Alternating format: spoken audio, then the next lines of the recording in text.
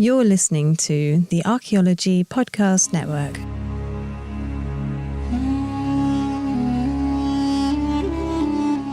You're listening to the Rock Art Podcast. Join us every week for fascinating tales of rock art, adventure, and archaeology. Find our contact info in the show notes and send us your suggestions.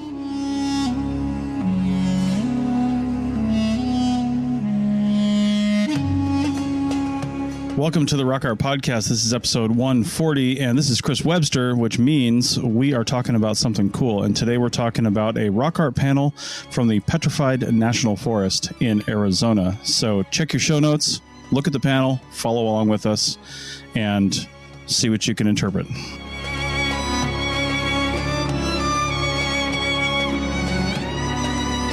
Welcome to the Rock Art Podcast. This is Chris Webster, and if you're hearing my name again, that means that it's just Alan and I, and we are having some fun together, and we're going to talk about some rock art panels. Alan, how's it going today?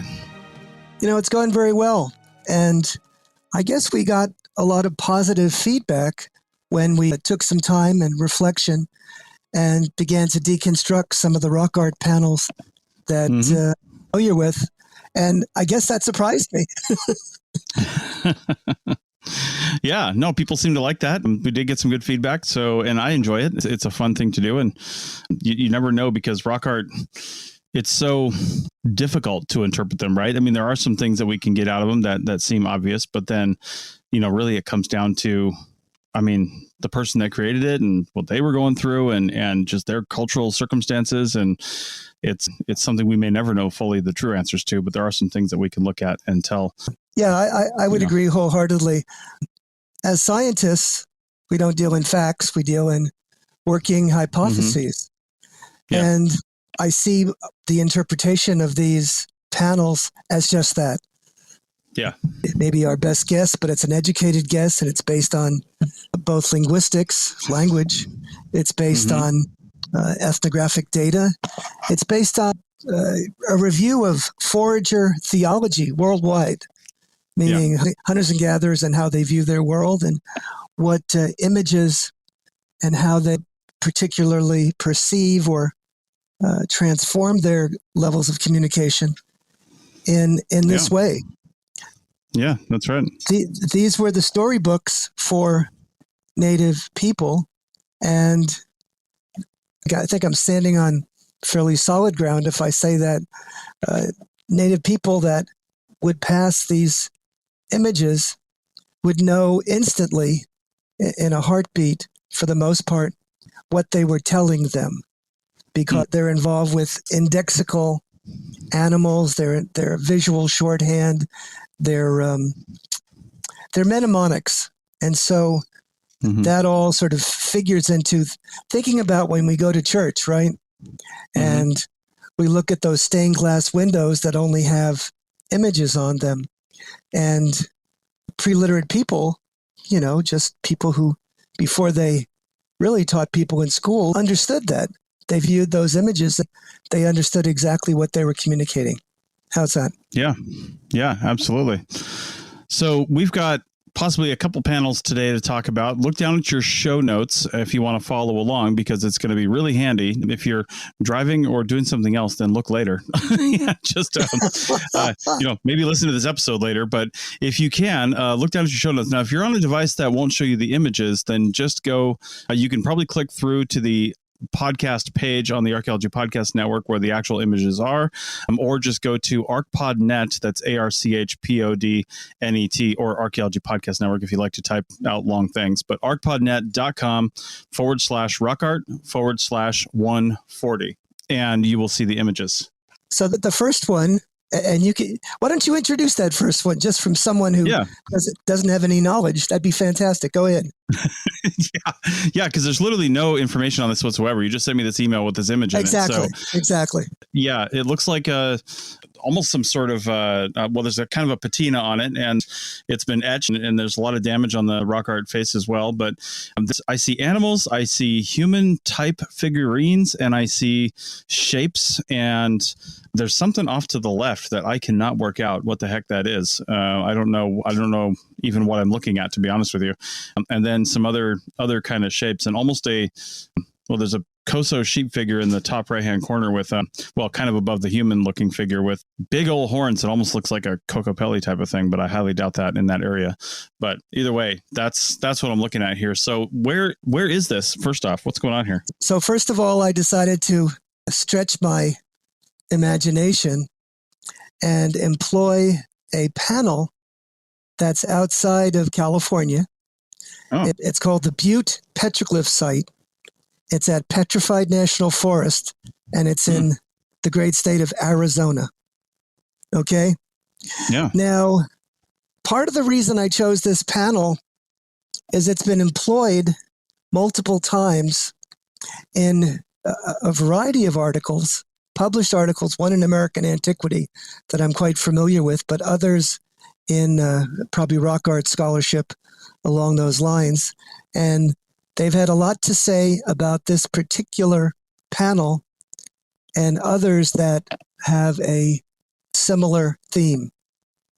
So the biggest feature, the biggest element on this is an animal-human figure.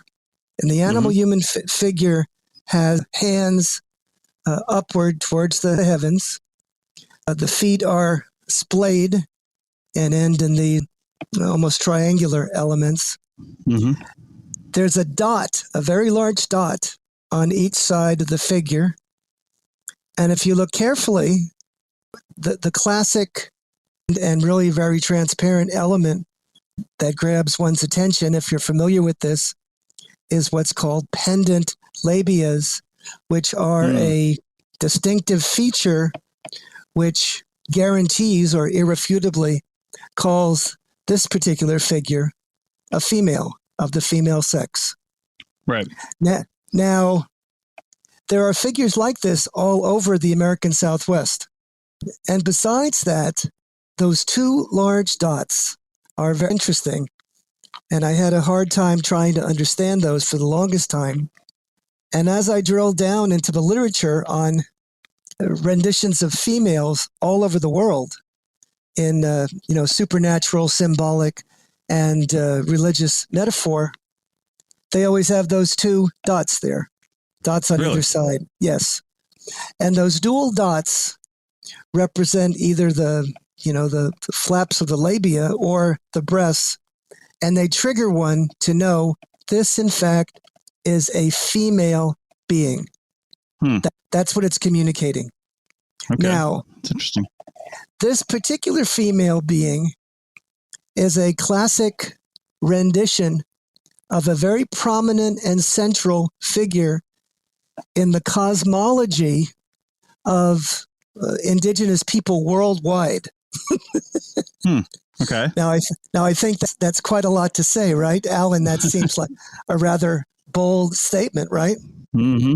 Well, believe it or not, I have a publication, an article, a chapter in a book, which is a synthesis of discussions about this creature all over the world.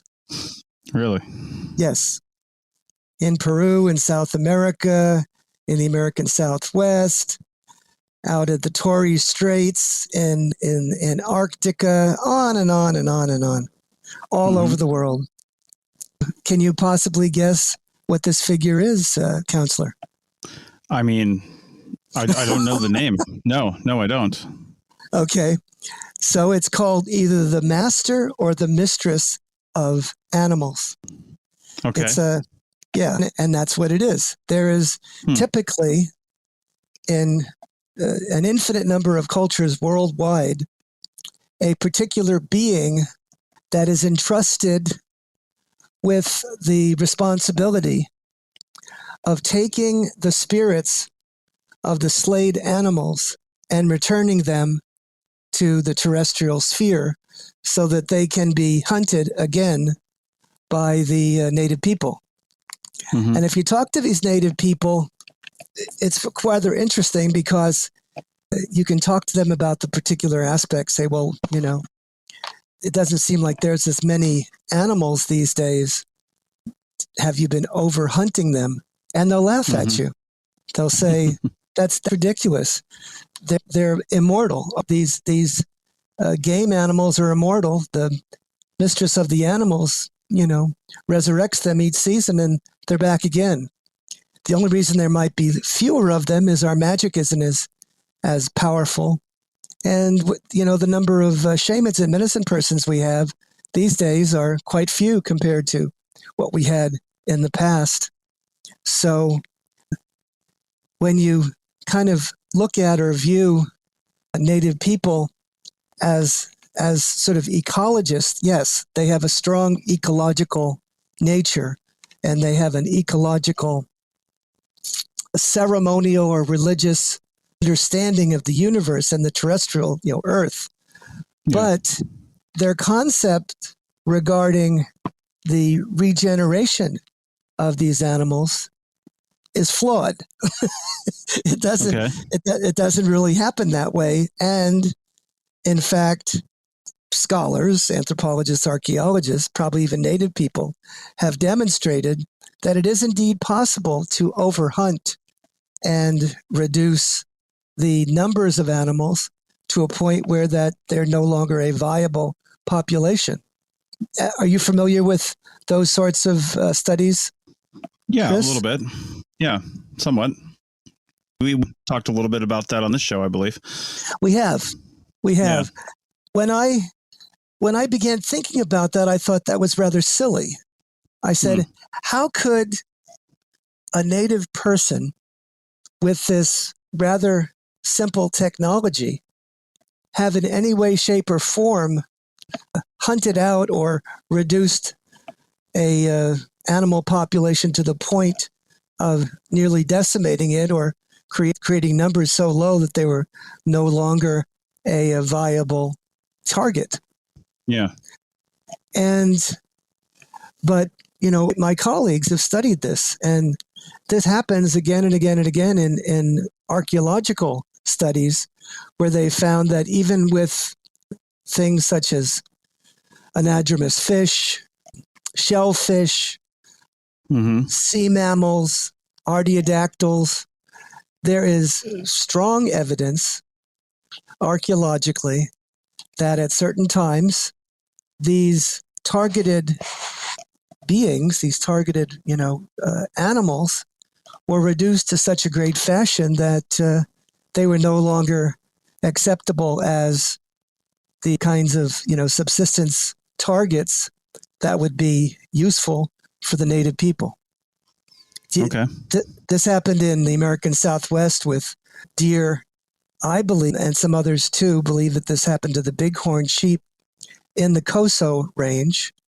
Bill Hildebrand has demonstrated that that particular phenomenon occurred along the coast of California for certain key sea mammals.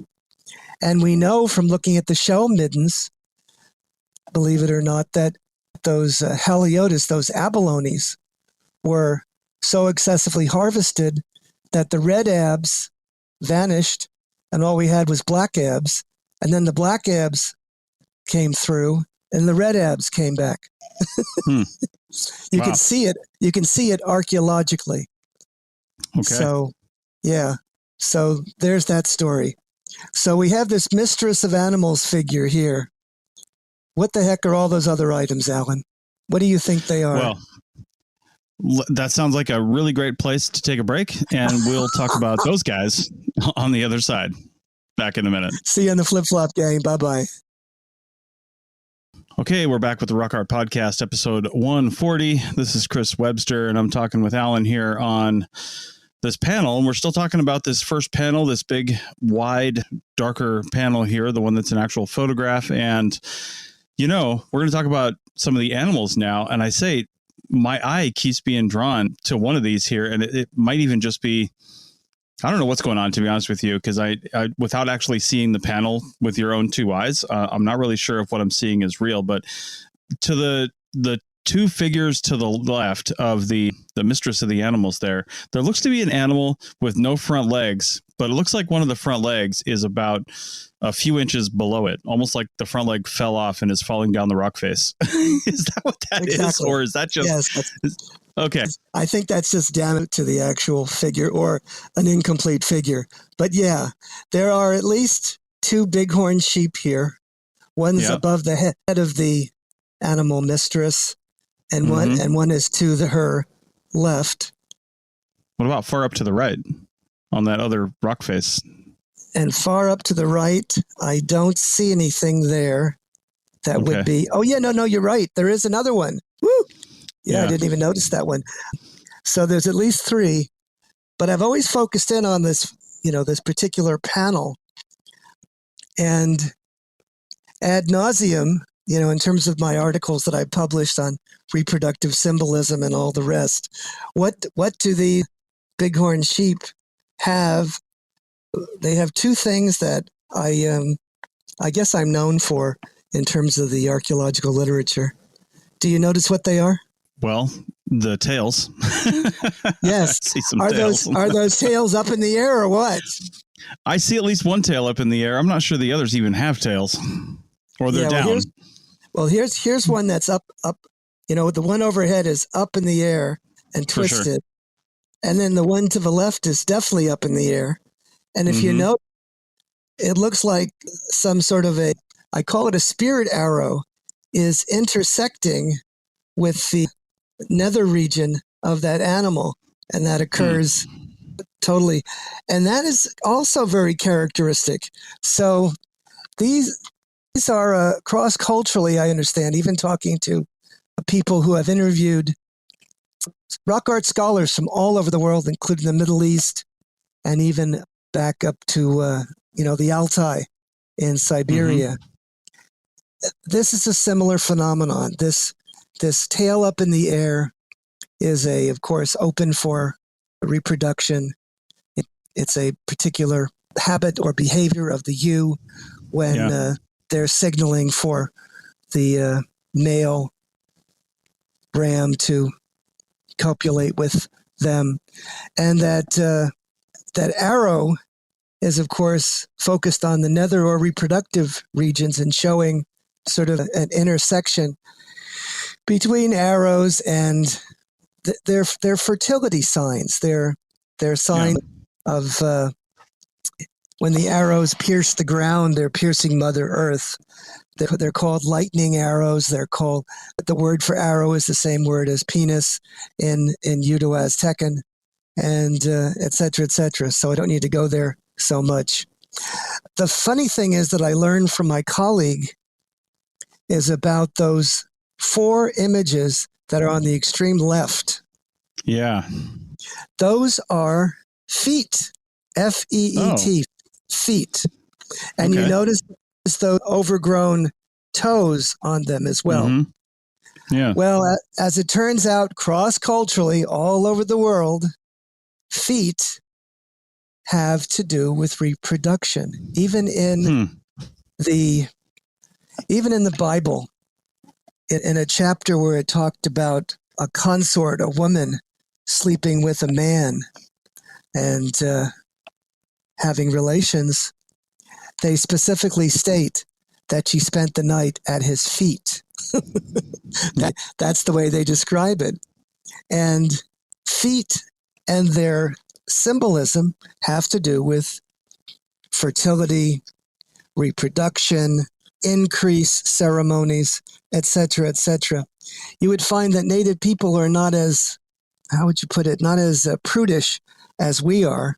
And this isn't a pornographic, sort of picture.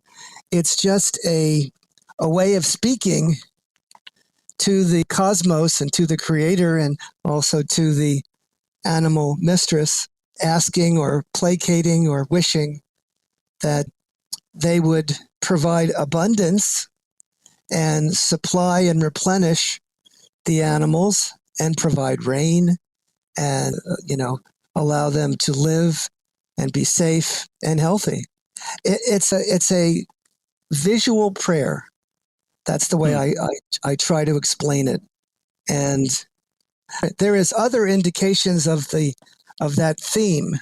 So, for instance, right above the left arm of the animal mistress is a Kokopelli figure with a flute. You see the flute in his hands? Exactly. Yeah. And Kokopelli, of course, is a very classic symbol of reproduction and fertility and et cetera, et cetera. And it has a very interesting background. It has to do with, using the flute as sort of a metaphor, an analog for the human penis. It's just shown in that way as a means of sort of, again, the visual shorthand, and something that would then become a memory and a hallmark of that civilization, of that group. And they would remember who that figure is and what that represents. Yeah, when I was first looking at this, I mean, I saw at this point, I don't know if we're even going to get to the other image, so it may not be in your show notes. But when I saw both images, and the other one actually is an image from a book, and it says it's from the Coso Range, so I saw that in the caption. I kind of just assumed, you've done a lot of work over there, and I saw some of the sheep here, and I thought maybe this was also from the Coso Range. But then when you asked me to first look at this, I thought I saw a Kokopelli-like figure, not something you see in the Coso Range. And I was like, well, maybe that's just something else. But now I'm glad to know that I was a little bit right. So you're on the money, Doc. On the money, Doc. Yeah. The feet, to get back to those images on the left, I didn't see those as feet. And I think it was maybe the element in between the feet, the thing in the middle that almost looks like a shovel or something like that, that was kind of throwing me off. It's a preopic or erect penis. That's what those are. Yeah, you can see it now too. Yeah. Yeah. So, I hesitate to sort of use some of this, physiological analogs, but that's what they are. I mean, it is what it is. Yeah. Yeah. So it is what it is. Yeah. Yeah. I mean, honestly, without seeing it as feet, I almost thought, the other one was upside down in this interpretation, the top one, but the bottom one, it almost looked like clothing, like a wrap, like it would go over your shoulders almost, like some sort of like hanging thing. That's almost what I thought they were almost going for. Almost because maybe I thought that because of the figure on the right, the Mistress of Animals, looked like she could wear it because she's got square arms. James Potter did a very famous article in American Antiquity on hunting symbolism, and uses this particular image as a part of his landscape context and talking about this. In my next magnum opus that I'm writing, I have a figure that shows maybe half a dozen or so of these southwestern elements that have these dual dots. I'm just curious because something I also just noticed on the bottom image of the feet, there's two of them. The bottom image on the right side of that, there's what looks like possibly a couple arrows and a bow. But on the top image of the feet, it's inverse of that. And on the other side, if you were to inverse this, there's another almost really hard to see bow and arrow on the left side of that. Yes. Bow and two arrows. I wonder if these are always drawn with those 2 feet, the bow and arrows, 2 arrows, like what that actually means. The arrows are on the wrong side of the bow there, but they're showing the binary nature of life.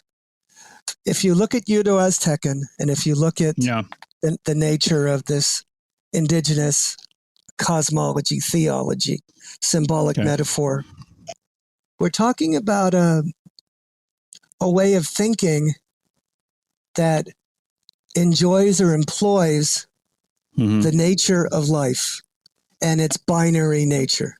We're talking about hunting, which comes with death.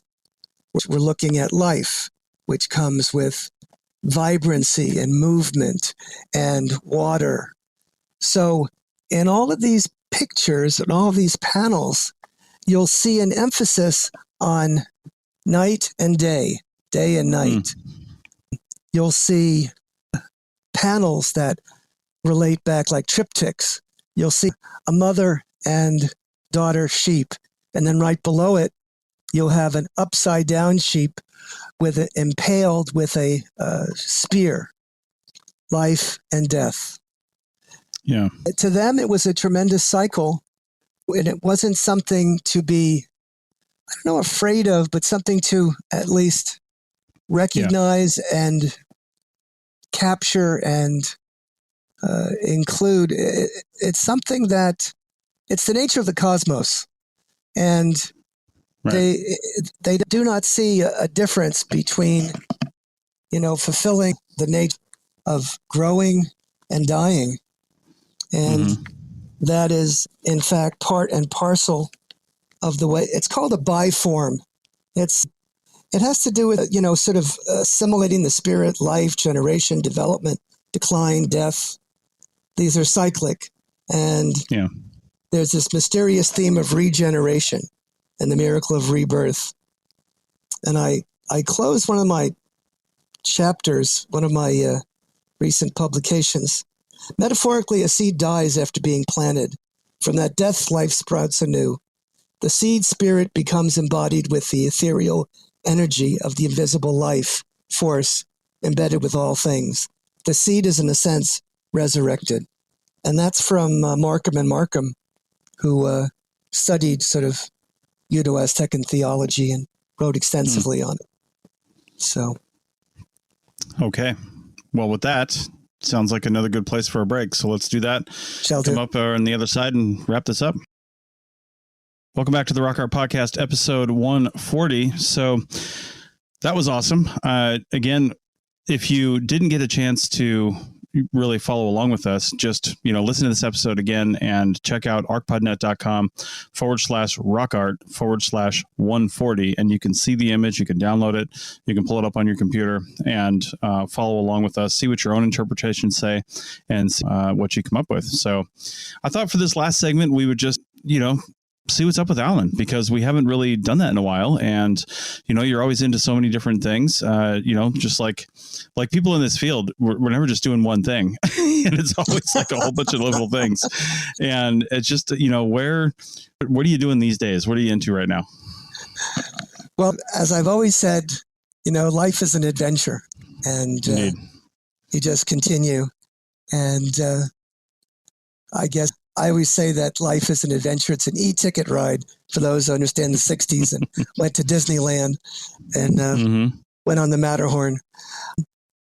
I'm finishing up the largest project of my career. It's going to be done in the next, I'd say, 30 to 60 days.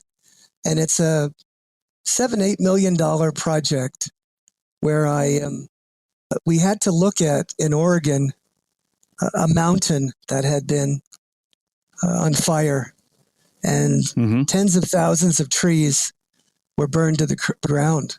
And so those had to be hauled out because they could have started a fire again when they fell and landed on the road or on a power line. So they were picked up, dragged out either by truck, but then also by helicopter. They were picked up and appropriately ensconced. What we got to do was to see literally, 100,000 acres of ground, and then see what was on the ground, because there in Oregon, as you're well aware, you don't get to see the ground very often. Right. Covered with trees and vegetation, and they get 60 inches of rain there. 60 inches of rain. Can you imagine? So anyways, here was the ground. It was denuded, and there were 100 archaeological sites, and most of those were fully prehistoric. And what we found was 17,000 years worth of prehistory. 17,000, I know that sounds excessive, but here we are in the Pacific Northwest, where they're now demonstrating that they have 15, 16, perhaps even 20,000 years of prehistory buried and there for the offing. So it was remarkable to see the quantity of temporally sensitive projectile points.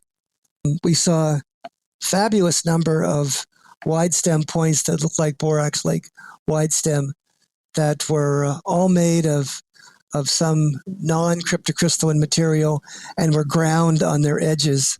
So it seemed as though it was typical, or sort of a continuous thread from the earlier grinding of fluted points, from the classic Clovis realm. Yeah.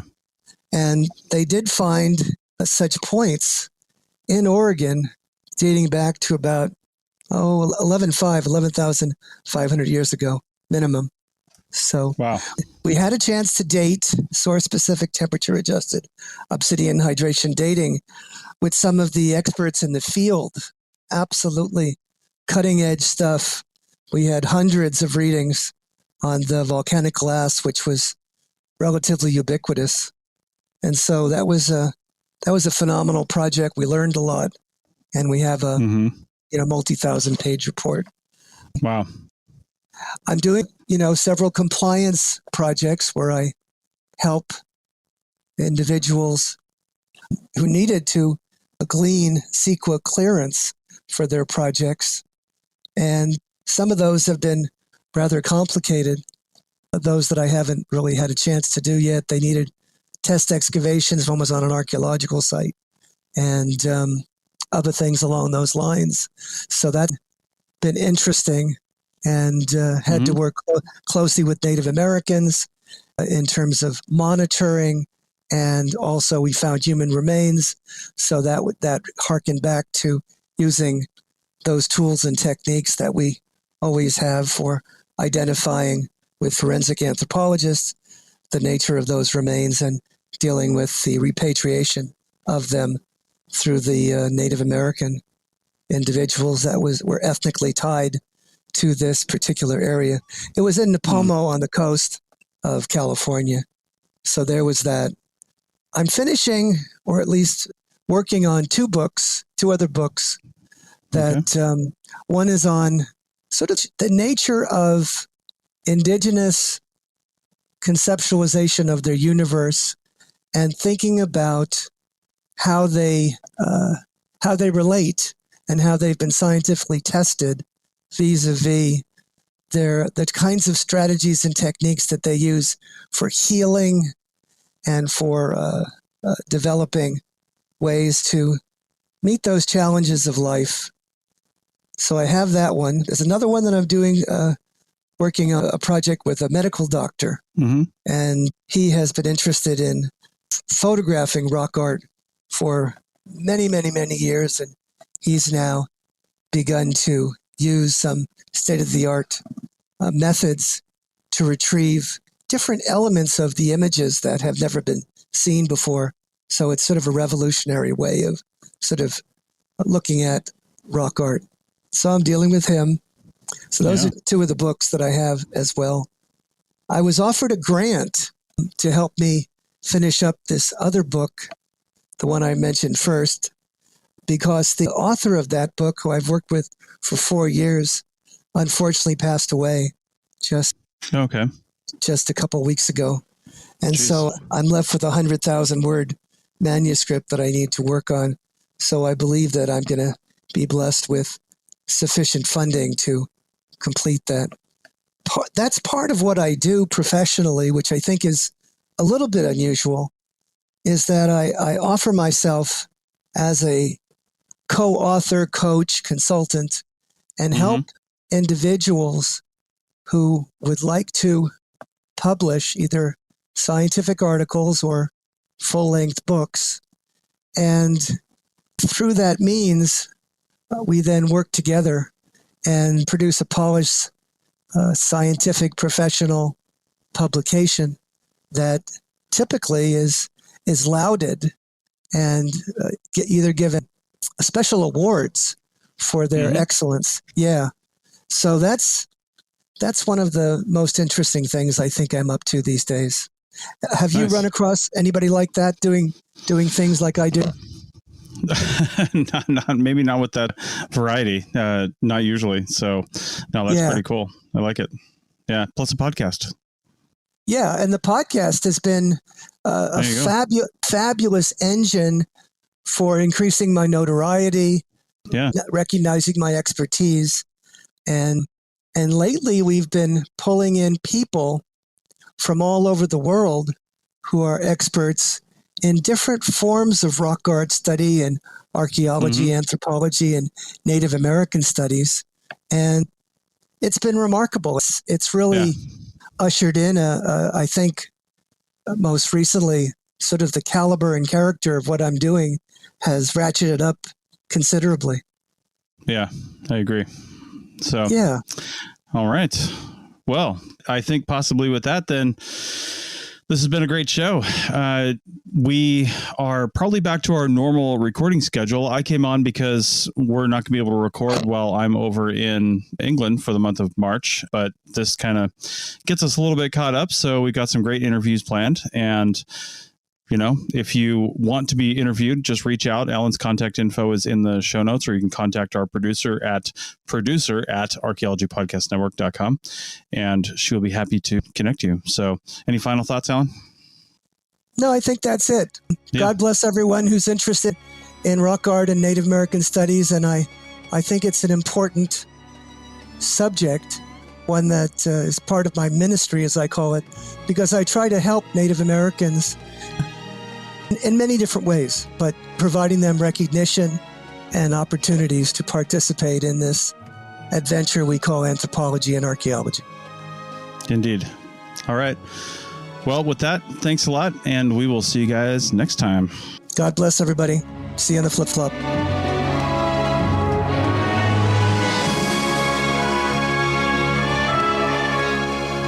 Thanks for listening to the Rock Art Podcast with Dr. Alan Garfinkel and Chris Webster. Find show notes and contact information at www.archpodnet.com/rockart. Thanks for listening, and thanks for sharing this podcast with your family and friends.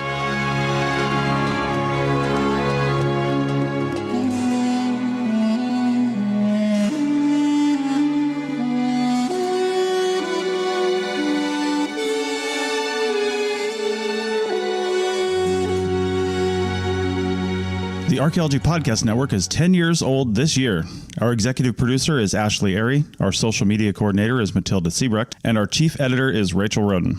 The Archaeology Podcast Network was co-founded by Chris Webster and Tristan Boyle in 2014 and is part of Culturo Media and DigTech LLC. This has been a presentation of the Archaeology Podcast Network. Visit us on the web for show notes and other podcasts at www.archpodnet.com. Contact us at chris@archaeologypodcastnetwork.com.